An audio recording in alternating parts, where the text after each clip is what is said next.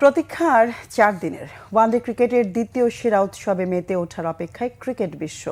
Champions ট্রফির চ্যাম্পিয়নের মুকুট মাথায় ওঠাবে কে? ক্রিকেট বিশ্বে এটি এখন বিলিয়ন ডলারের প্রশ্ন। পারফরমেন্স ও দলীয় শক্তির বিশ্লেষণে কোন কোন দেশ টুর্নামেন্টের হট ফেভারিট, বিশেষজ্ঞরা কি ভাবছেন? 2023 ওয়ানডে বিশ্বকাপ পর্যন্ত চ্যাম্পিয়ন্স ট্রফি র্যাঙ্কিংয়ে সেরা 8 দলের লড়াই। বর্তমান র্যাঙ্কিংয়ে 6 নম্বরে থাকলেও সেরা 8-এ আসতে না পারায় আগেই বাদ পড়েছে শ্রীলঙ্কা। আর র্যাঙ্কিংয়ে শীর্ষে থাকা এবং নিরপেক্ষ ভেন্যু দুবাইয়ে খেলার সুযোগ আদায় করে নেয় ভারতকে আসরের হট ফেভারিট হিসেবেই দেখা হচ্ছে। ফাস্ট বোলার জসপ্রীত বুমরা না থাকার পরও দেশটির সাবেক অধিনায়ক মোহাম্মদ আজহারউদ্দিন ভারতকেই সবার উপরে রেখেছেন।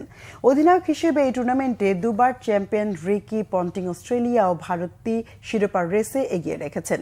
ইনজুরিতে 5 জন নিয়মিত ক্রিকেটার না থাকা এবং শ্রীলঙ্কার কাছে বিধ্বস্ত হবার পরও বিগ ম্যাচ টেম্পারমেন্ট এবং একাধিক ম্যাচ উইনার থাকায় অস্ট্রেলিয়াকে শীর্ষ 2-এ রেখেছেন পন্টিং।